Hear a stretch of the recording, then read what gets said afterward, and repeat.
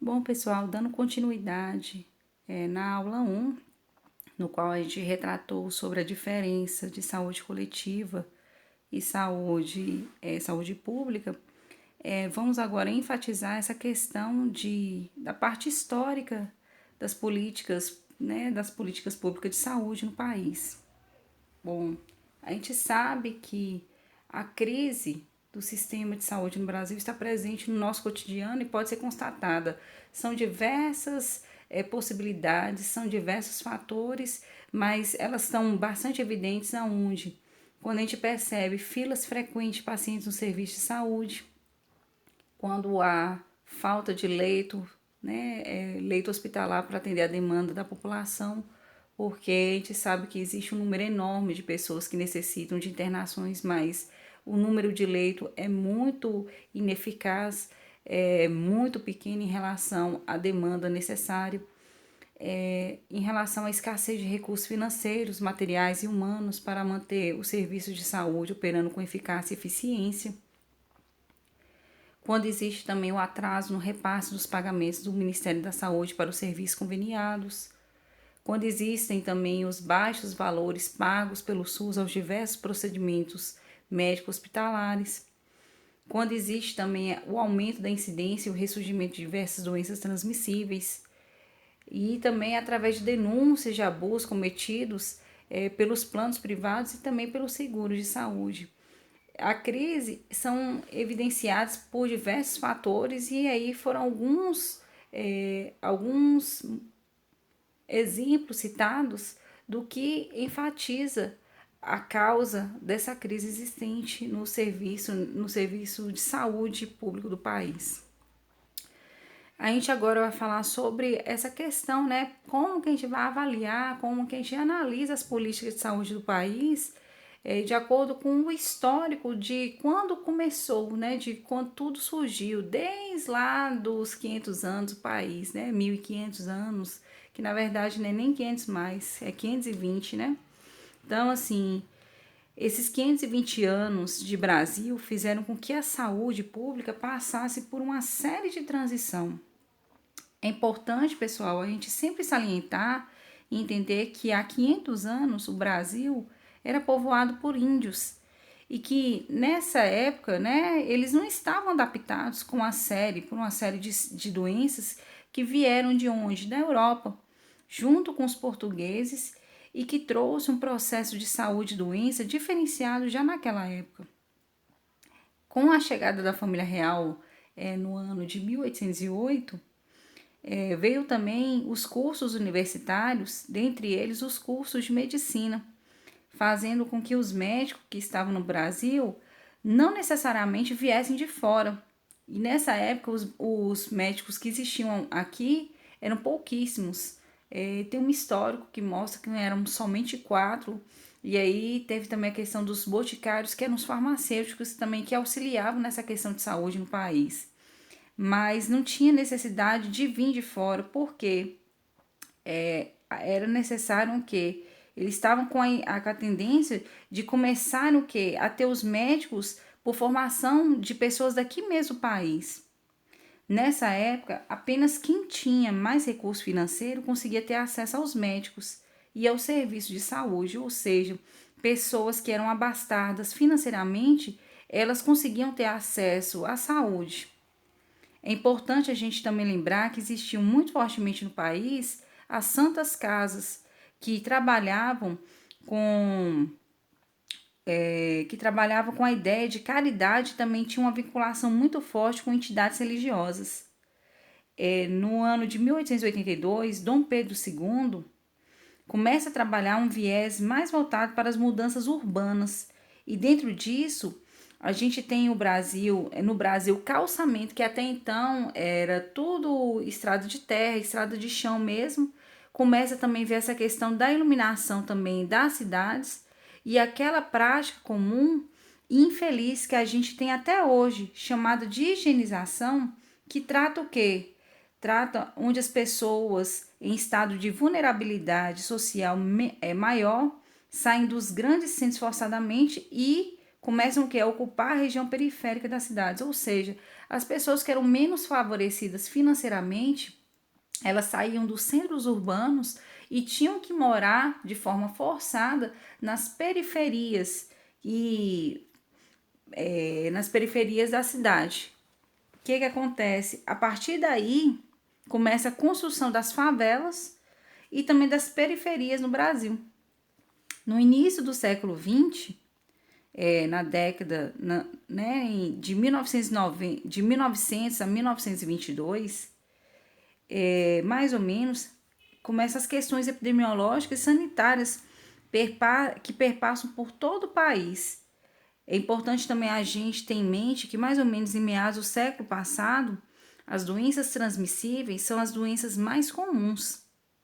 E essa transição do tipo de doença perpassa pelo modo como a saúde vai percorrendo no Brasil.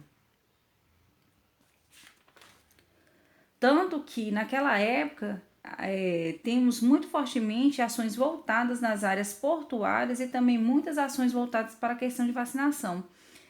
Como as mercadorias chegavam pelos portos, né, por navios, então enfatizava essa questão justamente porque era também através dos portuários que existiam também o que a grande contaminação, existia a grande transmissão de doenças. Então a gente tem nesse contexto um sanitarista muito conhecido, o Oswaldo Cruz, que traz esse viés de vacinação, inclusive de uma maneira relativamente polêmica. Por quê? Porque a gente tem algumas vacinações que são realizadas de forma forçada. E aí gera algumas revoltas populares naquela época. Porque as pessoas não queriam, né? E não existe essa história de a gente obrigar. A pessoa tem que querer. E aí começou a ter essa revolta justamente por conta dessa questão de obrigatoriedade de algo que eles não queriam fazer, de que eles não queriam ser vacinados. Em 1920, a gente tem o que é chamado de Caixa de Aposentadoria e Pensão, as CAPES. O que seria isso? Seriam pactuações entre empregado e empregador que fazem com que, de certa forma, esses empregados tivessem acesso a algum recurso de cunho previdenciário e de saúde. De certa forma, isso também teve um fortalecimento, se tornando por meio de Getúlio Vargas depois, os institutos de aposentadoria e pensão, os IAPs, né? Então, assim, teve a transformação das CAPs em IAPs, que são autarquias em nível federal e mais fortes, porque as CAPs até então abrangiam somente um grupo pequeno. E a partir do momento que visa as IAPs, mais pessoas passavam a ter acesso. Mas fica muito evidente que quem tem acesso às ações e às gestões de saúde são pessoas que estão relacionadas com a força de trabalho. Então, isso tudo não aconteceu por acaso, não aconteceu por amor, não foi porque o governo tinha amor à população, não foi isso. Não foi amor do governo, mas porque era necessário que as pessoas estivessem com a produtividade em alta, fazendo com que houvesse um retorno para o governo, ou seja, sempre visando a questão do capitalismo. É importante também perceber que isso enaltece as desigualdades sociais e em saúde. Por quê? Porque quem tinha um trabalho tinha acesso à saúde. Quem não tinha um trabalho acaba não tendo esse acesso. Então, a tendência é que haja um distanciamento entre o trabalhador e a pessoa que não tinha um trabalho naquela época, recebendo um tratamento de saúde por meio das santas casas, que não necessariamente conseguiam atender a todas as pessoas em estado de vulnerabilidade no país.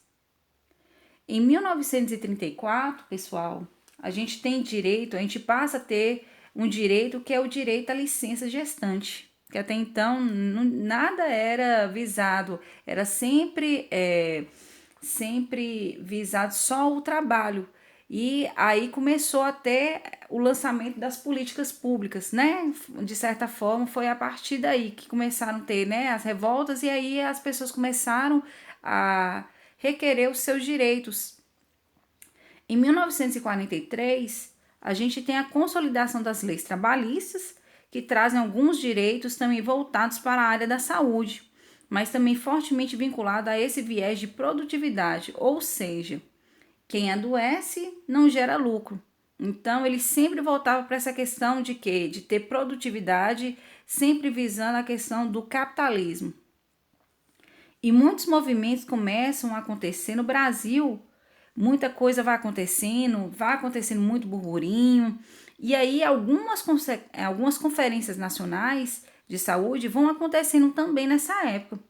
E aí, nas décadas de 1970 e 1980, um movimento bastante conhecido que deu origem, que se deu origem nessa época, ajudou a formalizar o que? O SUS que a gente tem hoje, que é a reforma sanitarista, ou seja, a reforma sanitária, que ela vai ser estudada na aula posterior, ok?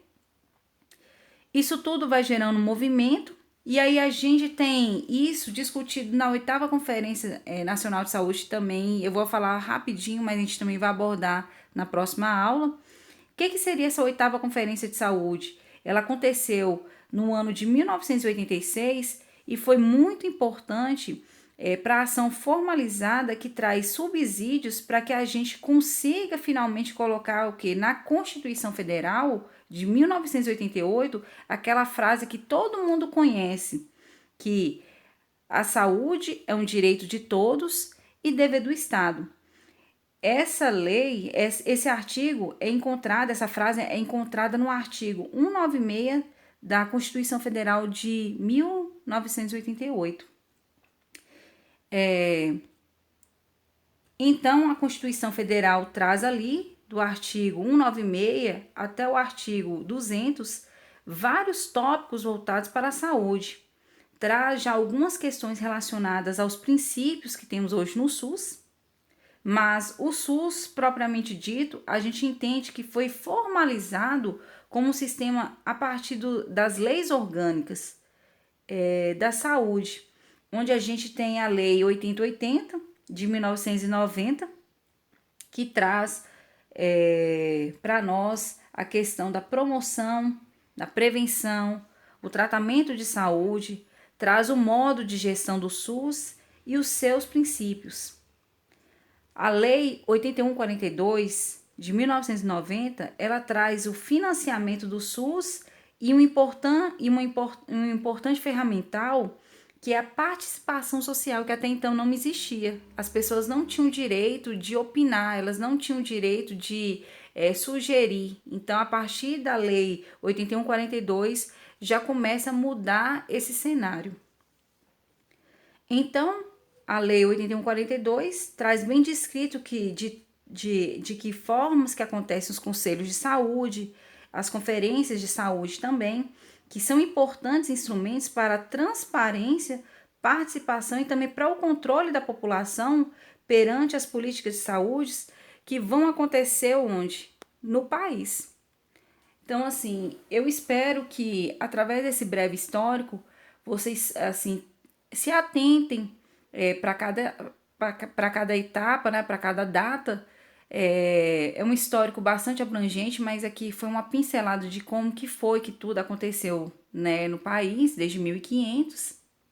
Me encontro à disposição de vocês, tá? Meu número de WhatsApp é o 991222946 e meu telefone mesmo que vocês podem ligar é o 997477690, tá, gente? Nós vamos debater isso depois nos fóruns, tá? No próximo fórum. E me encontro à disposição caso vocês tenham alguma dúvida, tá? Desejo a vocês todos um bom dia, uma boa tarde e uma boa noite, né? Porque eu não sei o horário que vocês estão assistindo o vídeo. E até breve. Não esqueça de uma coisa também: a luz do mundo é o poder do conhecimento.